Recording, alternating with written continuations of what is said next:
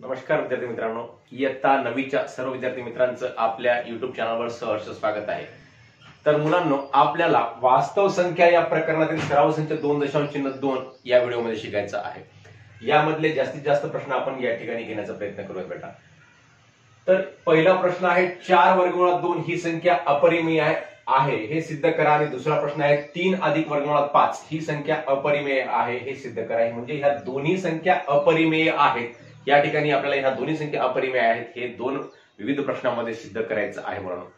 तर हा प्रश्न बघण्याच्या अगोदर आपणा सर्व विद्यार्थी मित्रांना विनंती आहे की आपण जर या चॅनलवर नवीन असाल तर सर्व विद्यार्थी मित्रांनी आपल्या चॅनलला सबस्क्राईब करावं व सबस्क्राईब करून ज्या बाजूला जे बेलचं बटन आहे त्यावर क्लिक करावं, जेणेकरून मी पाठवलेल्या प्रत्येक व्हिडिओची नोटिफिकेशन्स तुम्हाला सर्वात अगोदर मिळेल आणि तुम्ही व मी मिळून या गणित विषयाचा चांगल्या प्रकारे अभ्यास करू शकू। इयत्ता 5वी स्कॉलरशिप गणित ते इयत्ता 10वी गणित पर्यंतचा प्रत्येक सराव संच मुलांनो व प्रत्येक सराव संचामधील प्रत्येक गणित आपल्या चॅनलवर आपल्या प्लेलिस्ट मध्ये उपलब्ध आहे। म्हणून आपणास कोणत्याही गणिताचा अभ्यास करायचा असेल तर आपण आपल्या चॅनलवर करू शकता। म्हणून सर्व विद्यार्थी मित्रांनी आपल्या चॅनलला सबस्क्राईब करावं ही विनंती। तर बेटा, यामध्ये पहिला प्रश्न 4 वर्गमुळात 2 ही संख्या अपरिमेय आहे हे सिद्ध करा। अपरिमेय संख्या आहे हे सिद्ध करायचं। मग सिद्ध करण्यासाठी समजा अपरिमेय आहे म्हणून सांगितलेलं आहे, मग अपरिमेय आहे तर हे सिद्ध करायचं, म्हणजे अपरिमेय नाही म्हणून असं समजूयात आपण। म्हणजे समजा 4 वर्गमुळात 2 ही संख्या अपरिमेय नाही, म्हणजेच काय, परिमेय आहे, परिमेय असं समजायचं। समजा 4 वर्गमुळात 2 ही संख्या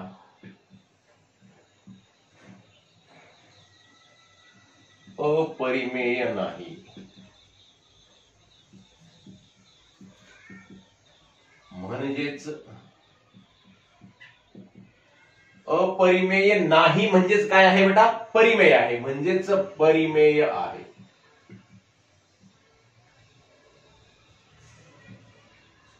परिमेय आहे असे मानू, हे आपण समजलेलं आहे बरं का। म्हणजे हे असे मानायचं आणि हे मानल्यानंतर गृहीत होते का, हे सिद्ध होते काय बघायचं। मग परिमेय संख्या आहे म्हटल्यानंतर या परिमेय संख्येला p/q रूपामध्ये लिहिता येते। म्हणून 4 वर्गमुळात 2 बरोबर आहे p/q या रूपामध्ये परिमेय संख्येला लिहिता येते। म्हणून 4 वर्गमुळात 2 बरोबर आहे p/q असं लिहिलेलं आहे। मग आता हे 4 आणि वर्गमुळात 2 या दोन संख्यांच्या मध्ये कोणतंही चिन्ह नाही बाळांनो। मग जेव्हा कोणतंही चिन्ह नसते तेव्हा त्या दोन संख्यांच्या मध्ये कोणतं चिन्ह असते, गुणाकाराचं चिन्ह असते मुलांनो। मग 4 आणि वर्गमुळात 2 यांचा दोघांचा या ठिकाणी गुणाकार आहे, म्हणून वर्गमुळात 2 बरोबर आहे p/ गुणाकाराचं 4 इकडे भागाकारामध्ये गेलं, म्हणजेच p/4q झालेला आहे। मग आता वर्गमुळात 2 आहे इकडे आणि इथं p/4q आहे बेटा।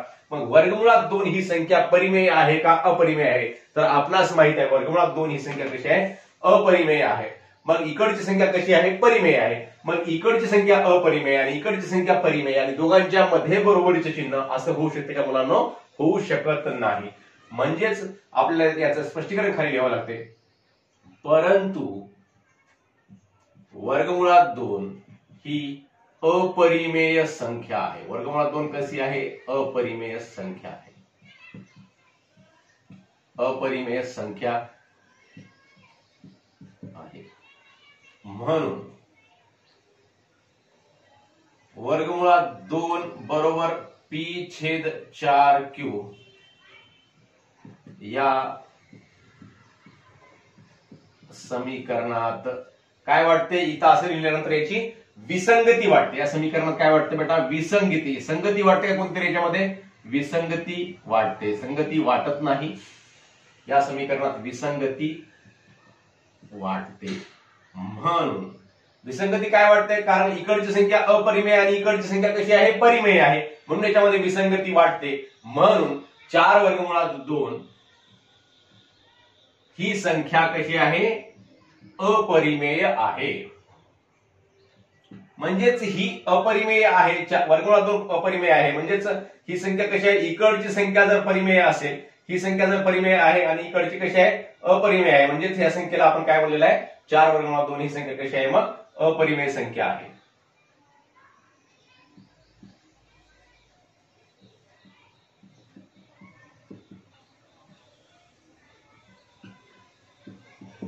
म्हणजेच या संख्येला जर समजा आपण असं लिहिलं 4 वर्गमुळात 2 बरोबर पी छेद क्यू, तर याचं रूपांतर वर्गमुळात 2 बरोबर पी छेद क्यू येते. म्हणजे वर्गमुळात 2 बरोबर पी छेद क्यू आलं म्हणजे इकडची संख्या अपरिमेय आहे आणि इकडची संख्या परिमेय आहे. या दोघांच्या मध्ये बरोबरचे चिन्ह आहे हे सिद्ध होऊ शकत नाही, हे बरोबर असू शकत नाही. हे कसं आहे, विसंगत आहे. म्हणून म्हणजेच ही संख्या 4 वर्गमुळात 2 ही संख्या परिमेय आहे. हे जे आपण लिहिलं होतं ते चुकीचं आहे बेटा. मग चुकीचं आहे म्हणजेच आपलं जे वरचं वाक्य आहे 4 वर्गमुळात 2 ही संख्या अपरिमेय आहे हे या ठिकाणी सिद्ध झालेलं आहे. अशा प्रकारे हे आपण या ठिकाणी लिहिलेलं आहे. तर दुसरा प्रश्न अशाच प्रकारे आपण लिहित असतो, 3 अधिक वर्गमुळात 5 ही संख्या अपरिमेय आहे हे सिद्ध करा. मग अपरिमेय आहे सिद्ध करा, ही आहेच अपरिमेय, परंतु सिद्ध करण्यासाठी अगोदर मानूयात की ही संख्या काय आहे, अपरिमेय नाही म्हणजेच परिमेय आहे. समजा तेच प्रक्रिया फक्त ज्यामध्ये काय होते, फक्त अंक बदलायचे. समजा 3 अधिक वर्गमुळात 5 ही संख्या अपरिमेय नाही, ही संख्या अपरिमेय नाही म्हणजेच काय आहे, परिमेय आहे. म्हणजेच परिमेय आहे असे मानू. असं मानलं आपण फक्त. मानल्यानंतर याला सुद्धा कसं लिहिता येते बेटा, 3 अधिक वर्गमुळात, म्हणून 3 अधिक वर्गमुळात 5 बरोबर आहे पी छेद क्यू. आता बेटा वर्गमुळात 5 आणि 3 आहे, या दोघांच्या मध्ये अधिकचं चिन्ह आहे. मग 3 ही जी संख्या दिसत आहे या ठिकाणी, 3 ला काय करायचं, मग 3 ला बरोबरी चिन्हाच्या पलीकडे घेऊन जायचं. मग काय होतं बेटा याचं, म्हणून वर्गमुळामध्ये 5 बरोबर आहे पी छेद क्यू अधिक 3चं काय होते, पलीकडे जाऊन -3 होते बेटा, पी छेद क्यू -3. मग वर्गमुळामध्ये 5 इथल्यासारखंच अजून पोझिशन आलं. वर्गमुळामध्ये 5 आहे, इथं वर्गमुळात 2 होते, इथं वर्गमुळात 5 आहे. वर्गमुळात 5 ही संख्या कशी आहे, अपरिमेय संख्या आहे. आणि पी छेद क्यू -3 ही संख्या, ह्या सगळ्या संख्या कशा आहेत, परिमेय संख्या आहेत. मग ही अपरिमेय संख्या आणि ही परिमेय संख्या यांच्यामध्ये काय होते, मग विसंगती होते आणि दोघांच्या मध्ये बरोबरचे चिन्ह आहे हे कसं होते, विसंगत होते बेटा. म्हणून परत हेच स्पष्टीकरण लिहायचं, परंतु वर्गमुळात 5 ही अपरिमेय संख्या आहे, अपरिमेय संख्या आहे. व वर्गमुळात 5 बरोबर पी छेद क्यू -3. वर्गमुळात 5 बरोबर पी, या समीकरणात विसंगती वाढते.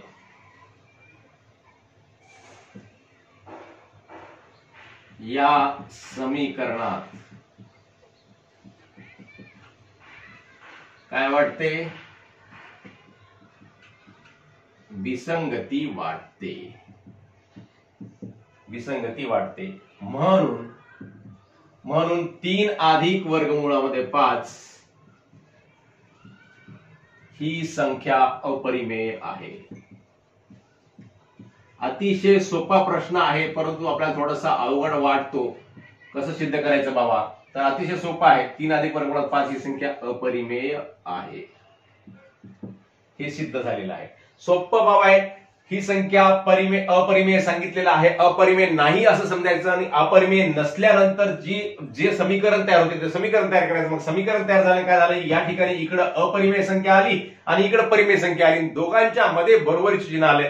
म्हणजे हे कसं आहे, विसंगत आहे, हे योग्य नाही, हे चुकीचं आहे. मग चुकीचं आहे म्हणजे ही संख्या परिमेय असेल तर ही संख्या कशी पाहिजे, ही संख्या सुद्धा कशी पाहिजे, इकडची संख्या सुद्धा परिमेय पाहिजे. आणि ही अपरिमेय असेल तर इकडची संख्या सुद्धा कशी पाहिजे, अपरिमेय पाहिजे. म्हणजे हे चुकीचं आहे. म्हणजेच ही संख्या जी अपरिमेय नाही परिमेय आहे असं आपण लिहिलं होतं, हे चुकीचं आहे. म्हणजेच ही संख्या कशी आहे, अपरिमेय आहे, हे या ठिकाणी सिद्ध होते बेटा. अशा प्रकारे हे आपण 2 प्रश्न सोडवले आहेत. लगेच आपण पुढचे प्रश्न सोडूयात. तर बेटा या ठिकाणी तिसरा प्रश्न आहे, वर्गमुळात 5 वर्गमुळात 10 या संख्या रेषेवर दाखवा. तर अशा प्रकारची एक संख्या रेषा काढायची मुलांनो, आणि या 2 संख्या एकाच संख्या रेषेवर सुद्धा दाखवता येतात. किंवा मग दोन संख्या रेषा काढून दोन संख्या रेषेवर सुद्धा दाखवता येतात. आपण या ठिकाणी दोन्ही संख्या या एकाच संख्या रेषेवर दाखवायच्या आहेत. दाखवूयात. इयत्ता 8वी मध्ये आपण हा भाग शिकलेला आहे. वर्गमुळात 3 वर्गमुळात 2 या संख्या आपण इयत्ता 8वी मध्ये संख्या रेषेवर दाखवलेल्या आहेत. आपल्या सर्वांना आठवत असेल तर आपण काय करायचं असते, ही जी संख्या दिली बेटा वर्गमुळामध्ये 5 दिला आणि वर्गमुळामध्ये 10 दिली, या संख्येच्या जवळची पूर्ण वर्गसंख्या बघायची. वर्गमुळामध्ये 5 आहे, वर्गमुळामध्ये 5च्या जवळची पूर्ण वर्गसंख्या कोणती, तर 4. वर्गमुळामध्ये 4 ही जी संख्या आहे, वर्गमुळात 4 ची किंमत काय निघते बाळांनो, वर्गमुळामध्ये 4 ची किंमत निघते 2 निघते बेटा. वर्गमुळामध्ये 4 बरोबर 2. आणि वर्गमुळात 10 या संख्येमध्ये वर्गमुळात 9 ची किंमत काय निघते, वर्गमुळात 9 ची किंमत निघते 3. म्हणजेच ही संख्या वर्गमुळामध्ये 5 जी संख्या आहे ती वर्गमुळामध्ये 4च्या म्हणजेच 2च्या पुढे आहे बेटा. 2 या पूर्ण संख्येच्या पुढे आहे. मग 2 आणि 3च्या मध्ये असेल आणि वर्गमुळामध्ये 9 ची किंमत किती आहे, 3 आहे. म्हणजेच 2 आणि 3च्या मध्ये ही संख्या आहे कोणती, वर्गमुळामध्ये 5. आणि वर्गमुळामध्ये 10 ही संख्या कुठे असेल, मग 3च्या पुढे असेल. आणि पुढची वर्गसंख्या पूर्ण वर्गसंख्या कोणती आहे, वर्गमुळामध्ये 16 म्हणजेच काय होते 4. म्हणजे 3 आणि 4च्या मध्ये कोणती संख्या आहे, वर्गमुळामध्ये 10 आहे. आणि 2 आणि 3च्या मध्ये कोणती आहे, वर्गमुळामध्ये 5 आहे. मग 2 आणि 3च्या मध्ये आपल्याला हे दाखवण्यासाठी काय करायचं बेटा, 2 पासून एवढं जे एकक अंतर घेतलेलं आहे तेवढं एकक अंतर आपण घेऊन तेवढ्या अंतराचं काय करायचं बेटा, आता हे जे अंतर घेतलं आपण एवढ्या अंतराचं समजा 1 पासून 2 पर्यंतचं अंतर आपलं एवढं किती आहे कंपास मध्ये मोजून घ्यायचं. किंवा मग आपल्याला माहित असेल समजा 2 सेंटीमीटर अंतर, 2 सेंटीमीटरचा आपण काय करायचं, वर एक असा चाप मारायचा बेटा.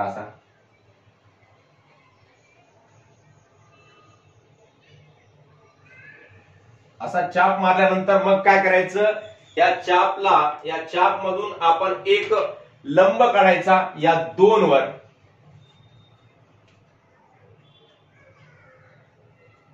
अशा प्रकारचा लंब काढायचा मुलांनो. ही लंब रेषा काढली 2 वर. आणि याचं माप किती आहे बेटा, याचं जेवढं एकक अंतर आहे तेवढंच अंतर आपण इकडे घेतलं. आणि हे जे अंतर या ठिकाणी छेदलेलं आहे म्हणजे इथे किती अंतर आहे, एकक अंतर आहे. एवढी या 1 पासून 2 पर्यंतचं अंतर जेवढं आहे तेवढंच अंतर 2 पासून ते या बिंदूचं आहे. या बिंदूला आपण नाव देऊयात पी, नाव देऊयात पी. आणि मग या पी बिंदूला आणि या शून्यला जोडून घेऊयात बेटा.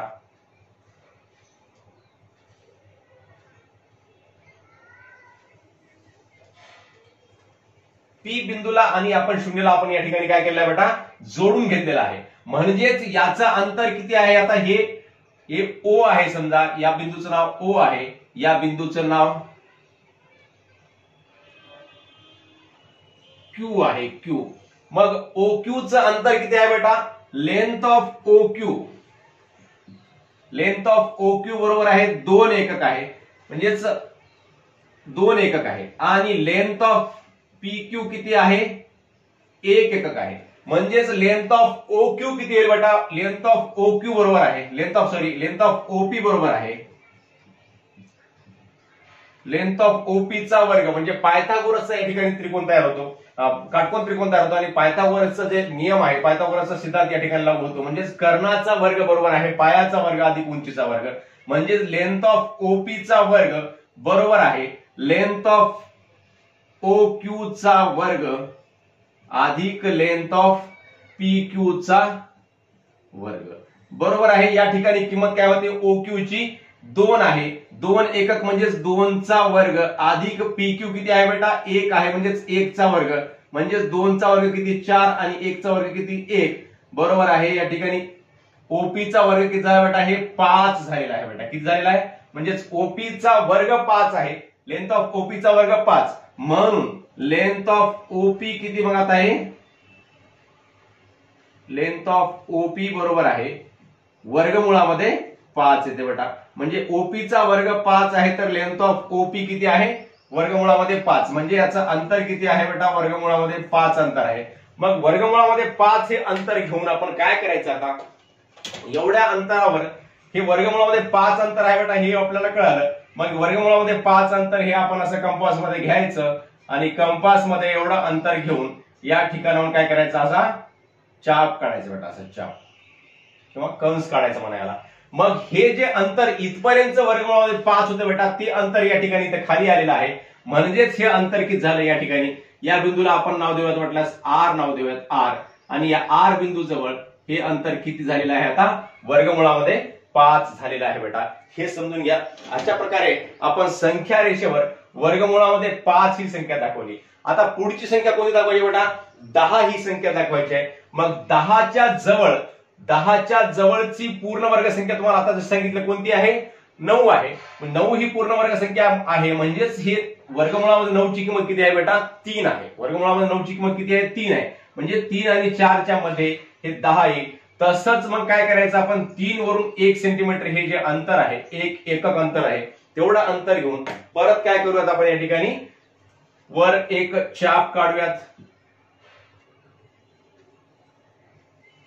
हे बघा बाळांनो, हे जेवढं अंतर आहे 2 आणि 3च्या मध्ये, हेच अंतर घ्यायचं आणि एवढं अंतर एकक अंतर घेऊन वर काय करायचं, एक छोटासा असा कंस काढायचा. म्हणजेच ह्या सर्व कंसाचं अंतर इथून केवढं आहे, या 2 आणि 3च्या मध्ये जेवढं अंतर आहे तेवढंच अंतर आहे. मग आपण काय करायचं, पुन्हा पहिल्यासारखंच एक लंब काढायचा या 3 वरून.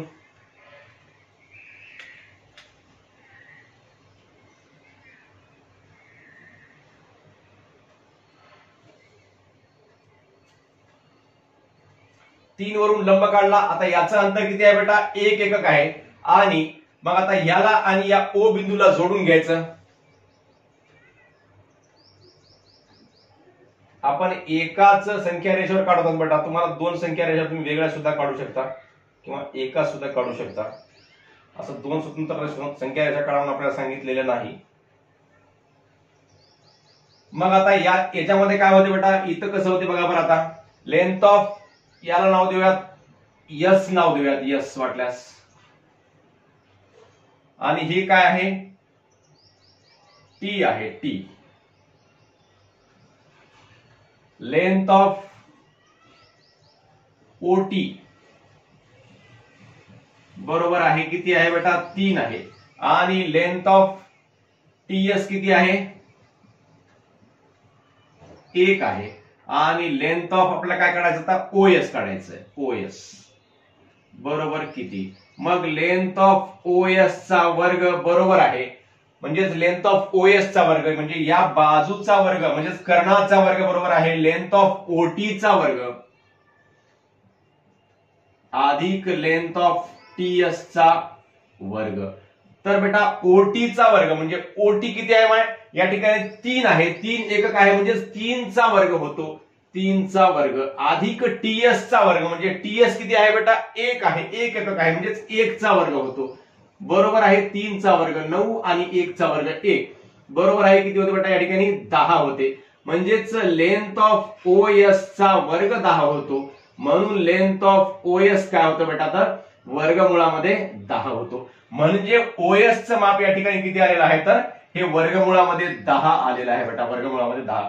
मग काय करायचं, हे वर्गमुळामध्ये 10 माप आपल्या जसं आपण अगोदर चाप मारला तसंच वर्गमुळामध्ये 10 माप घेऊन या ठिकाणी आपल्याला असा चाप मारायचा. ह्या कंपास मध्ये वर्गमुळामध्ये 10 माप आलं पाहिजे. मग हे वर्गमुळामध्ये 10 माप या ठिकाणी आलेलं आहे बाळांनो. मग याला इथून अशा प्रकारे चाप मारायचं बेटा. मग अशा प्रकारे चाप मारल्यानंतर या ठिकाणी काय आलं, हे माप या बिंदूला टी हे नाव आतल्या बाजून देऊयात इथं टी. आणि या ठिकाणी काय आलं बेटा, वर्गमुळामध्ये 10 हे अंतर आलेलं आहे. तर अशा प्रकारे संख्या रेषेवर वर्गमुळामध्ये 5 आणि वर्गमुळामध्ये 10 या दोन्ही संख्या आपण दाखवलेल्या आहेत. अतिशय सोपी बाब आहे, काही अवघड नाही. फक्त काय करायचं, हे अंतर घ्यायचं आणि याच्या जवळची पूर्ण वर्ग संख्या बघायची. मग या वर्गमुळामध्ये 5 च्या जवळची पूर्ण वर्ग संख्या कोणती होती, 4 होती. वर्गमुळात 4 होती म्हणजेच त्याचं वर्गमुळात 4 ची किंमत किती आहे, 2 आहे. तसंच वर्गमुळामध्ये 10 च्या जवळची पूर्ण वर्ग संख्या कोणती, तर 9. मग 9 चं वर्गमूळ किती, तर 3. मग 3 च्या जवळ ही वर्गमुळामध्ये 10 आहे. मग 3 पासून 1 एकक अंतरावर आपण माप घेतलं. अशा प्रकारे आपण ह्या दोन्ही संख्या काढलेल्या आहेत. किंवा मग आपण वर्गमुळात 2, वर्गमुळात 3, वर्गमुळात 4, वर्गमुळात 5 असं काढत सुद्धा या संख्या काढू शकलो असतो. परंतु ही सोपी पद्धत आहे म्हणून मी तुम्हाला या पद्धतीने शिकवलेलं आहे. तर मुलांनो, अशा प्रकारे आपण या ठिकाणी तिसरा प्रश्न पूर्ण केलेला आहे. आपण लगेच चौथा प्रश्न बघूयात. तर मुलांनो, या ठिकाणी चौथा प्रश्न आहे, खाली दिलेल्या संख्यांच्या दरम्यानच्या कोणत्याही 3 परिमेय संख्या लिहा. या 2 संख्या दिल्या, या 2 संख्यांच्या दरम्यानच्या म्हणजे या 2 संख्यांच्या मध्ये असणाऱ्या परिमेय संख्या लिहायच्या. मग परिमेय संख्या कशा लिहायच्या बेटा? इथं 0.3 दिला आणि ऋण 0.5 दिलं. मग समजा अशी संख्या रेषा आहे, संख्या रेषावर इथं या ठिकाणी 0.3 आहे, इथं 0 आहे आणि इथं ऋण 0.5 आहे. मग याच्यामध्ये कोणती संख्या येऊ शकते? तर ऋण 0.4 येऊ शकते,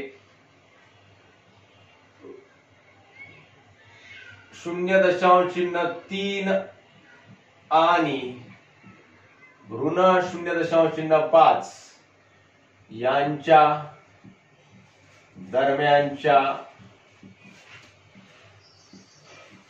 परिमेय संख्या.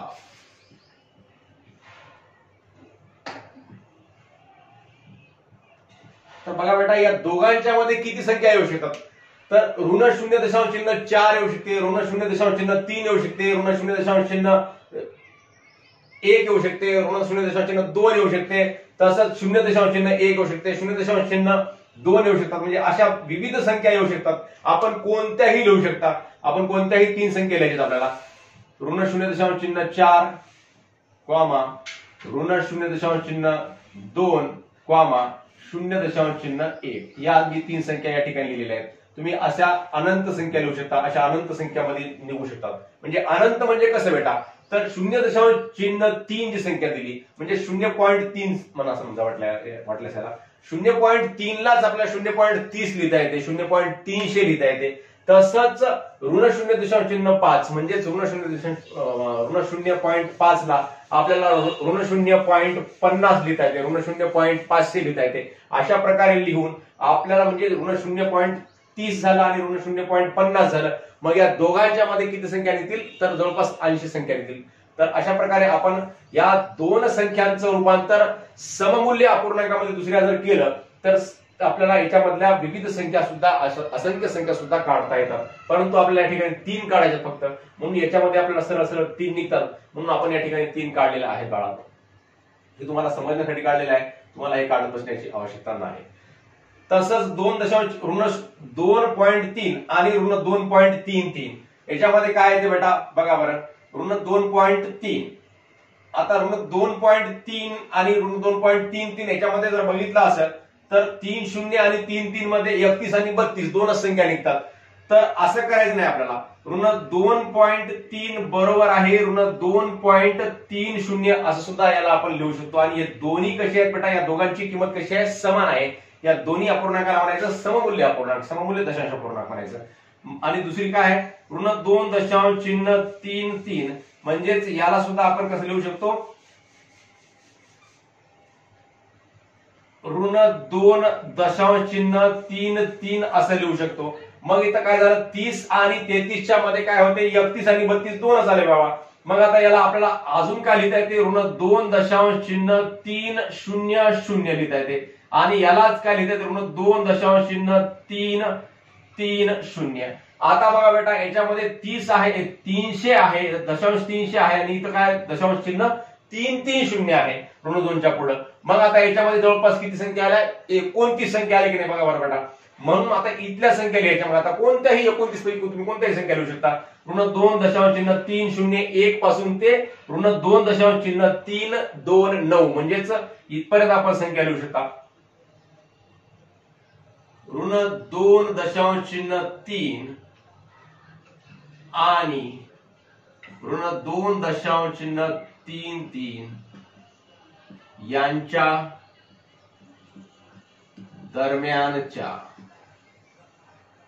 दरम्यानच्या 3 परिमेय संख्या. बरोबर आहे. कोणत्या लिहायच्या आपण आता? ऋण 2.305 कॉमा ऋण 2.310 कॉमा ऋण 2.320 अशा प्रकारे आपण या 3 संख्या या ठिकाणी लिहिलेल्या आहेत. अशा आपण अनंत संख्या लिहू शकतो, बऱ्याच संख्या लिहू शकतो बेटा. याच रूपांतर आपण नंतर 2.3000 मध्ये केलं आणि याचं रूपांतर ऋण 2.3300 मध्ये केलं तर अजून आपल्या संख्या या ठिकाणी वाढतात. अशा प्रकारे आपण या संख्यांचं रूपांतर विविध संख्यामध्ये करू शकतो, म्हणजेच त्याच्या सममूल्य संख्यामध्ये करू शकतो आणि आपण दरम्यानच्या संख्या प्राप्त करू शकतो बेटा. तसंच या ठिकाणी 5.2 आणि 5.3 सांगितलेलं आहे, म्हणजेच 5.2 बरोबर आहे काय लिहायचं आपण या ठिकाणी 5.20 असं लिहू शकतो आणि 5.20 आणि 5.3 बरोबर आहे 5.30 असं लिहू शकतो. हे दोन्ही आपण अशा प्रकारे लिहून सुद्धा याला मधल्या संख्या लिहू शकतो. म्हणून 5.2 व 5.3 यांच्या दरम्यानच्या परिमेय संख्या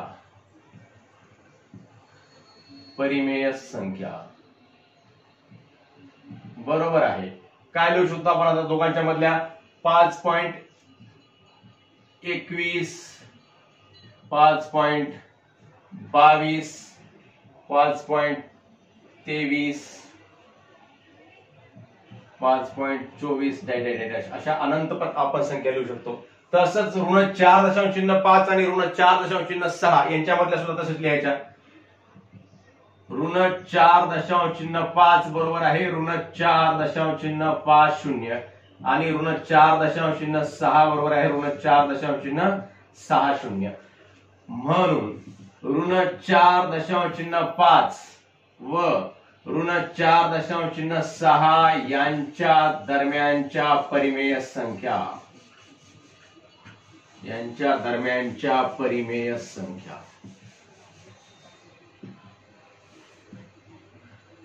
बरोबर आहे ऋण 4.51 ऋण 4.52 ऋण 4.57 ऋण 4.58 अशा प्रकारच्या संख्या आपण या ठिकाणी लिहू शकतो. खूप सोपा भाग आहे.